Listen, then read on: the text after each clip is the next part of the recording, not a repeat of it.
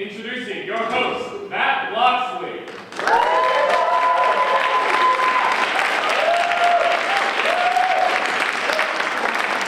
Hello, welcome to the Backburner Sketch Comedy Backburner Halloween Show. I apologize, we did not have enough time for the quick change. So, if you aren't here for a sketch, but you're here for the men, this is your chance. This is the part where everyone's like, is there? There are cheats. Alright, so I'm actually going to do a little bit of improv for you guys tonight. Can I get any word to get me started? Science. Science, thank you. So, I need to tell you, but I'm actually not going to do any improv for you. Because improv is one of the worst things in the world.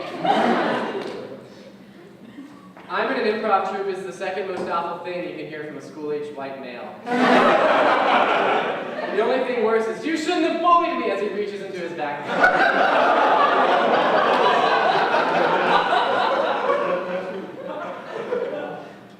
Is anyone here excited that it's colder now? Yeah, those of us who like layers. I really like the cold weather because now I can safely leave an entire bag of shredded cheese in my car overnight. You guys got car cheese? Yeah, no. If you, whenever you go to Tim Hortons and there's too much egg, you just reach into your little pouch and you got that little Mexican tri-born. It's I'm not super picky when it comes to eating, but I don't like to drink water if I'm eating fish because I feel like it's mocking. Alright, so now that my clothes are back on, I'm going to twist that and I'm going to tell you guys about my virginity. Namely the lack of it. You guys are like, no way. No way. Anybody here, because we're in a new age, I don't want to, overestimate anybody. Anyone lose their virginity to someone they met online? And yes, your phone counts. Yeah, some people cheered and some people here are still virgins. I lost my virginity via a mobile app when I was 17. I did this at Georgetown University once, and someone scoffed and then booed when I said mobile app. It's like, not all of us can meet our significant others at our Justice Department internships, you bougie assholes. Some of us grew up in Ohio, and our only friend was corn. I named that hay bale Rory, and then you do everything with him, and then one day you turn 14 and have thoughts, and you cut a hole in Rory, and you're never friends again! Because of the scratches on your penis. Let's make that clear. So I grew up in a small town in Ohio, and I downloaded Grindr. Does anyone know what Grindr is? Yeah, okay, we're going to lock the doors, and we're going to look at everyone and clap to figure out who the faceless profiles are. Grindr is a gay hookup app, and dating if you're a slut. And basically it tells you how far people are away from you. And I downloaded it, and I was so excited to see that there were other gay people in my town. It was like there's gay people 50 feet away, and I was like, oh my god, my neighbor! And I got so much attention. It was phenomenal. Okay, imagine your stereotypical 1950s, 60s schoolgirl giggling and gossiping every time she gets a note in her locker from a boy. That was me, but with anonymous photos of cock. Oh my god, this one has freckles. Which one's taking me to prom? And I got so much attention from older guys, I was like, oh my god, it's because I'm so mature.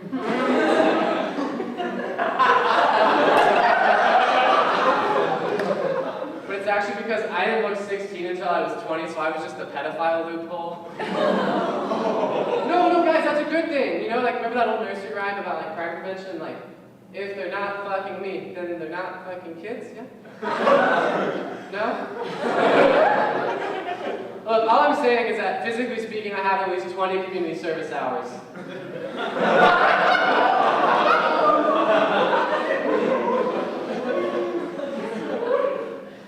I don't know if I actually helped that many kids, because I could have been the second choice. The backup boy when Billy had soccer practice.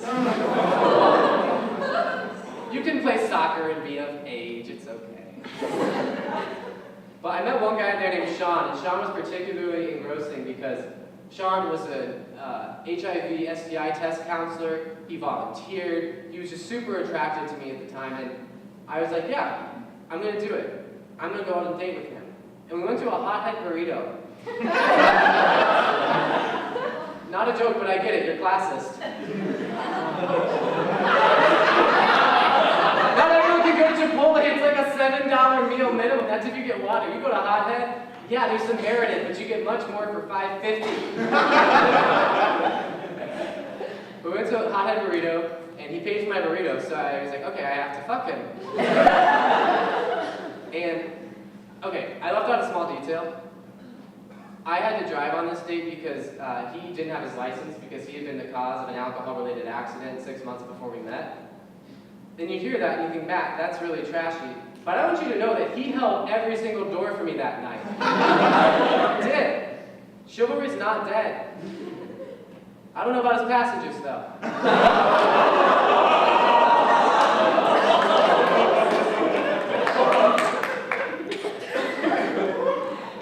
So eventually I was like, yeah, we're gonna have sex. And you guys are gonna learn a lot about gay sex tonight, which is actually really good, because if you haven't taken the class yet, this will give you credit for your GE cultures and ideas. When you start out having gay sex, when you're young, you start off as the bottom. Once you're 25 to 30, you become versatile and you flip. And once you're 35 or you make 80K a year, you become a top. It's evolution in our community. And I didn't know how to do any of that stuff. I was like, I'm gonna be the best possible bottom that I can. So I shaved my ass and everything. But I never shaved body hair before, and I didn't know what happens after you shave, namely razor burn. So like half an hour after, I'm like, oh my god, why does it hurt to sit down? That's supposed to be later. And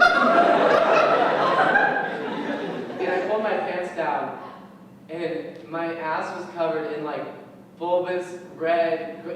My butt looked like a cross-section of a pomegranate.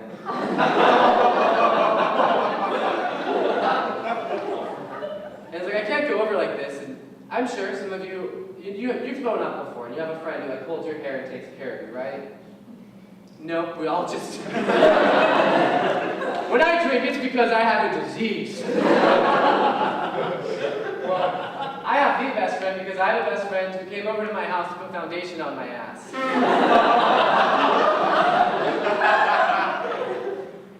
And then about halfway through, she said, Matt, what if he wants to eat your ass?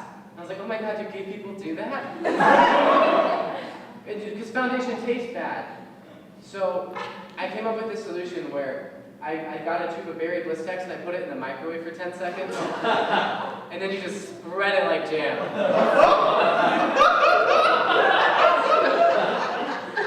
No, that's flavored lube is like $7.99. You can get a 3-pack of Blistex and Meyer for $3. You're welcome. That's how you're paying tuition this semester. And then at this point, my ass is like a lovely shade of beige, covered in oil. It looks like a lumpy butter pancake. And I guess Sean was hungry for breakfast. That's the dirty one. And halfway through, because I use a loofah with an orange scrub, he said, Matt, your asshole tastes like oranges. Which is to this day the best compliment I've ever gotten. Don't tell me I did a good job after the show tonight. You'd be like, Matt, your asshole. Like an orchard. But I was like, okay, that's what sex is. You just tell people what they taste like. And so I was sucking his dick. And he came in my mouth, and I swallowed because I'm a martyr. But I looked up at him and I was like, hey, baby. Your cum tastes like cigarettes. And that's bad for me because I have asthma.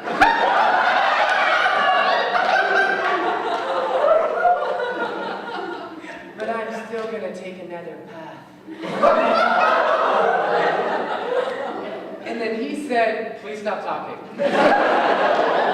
All right, we have a fantastic show.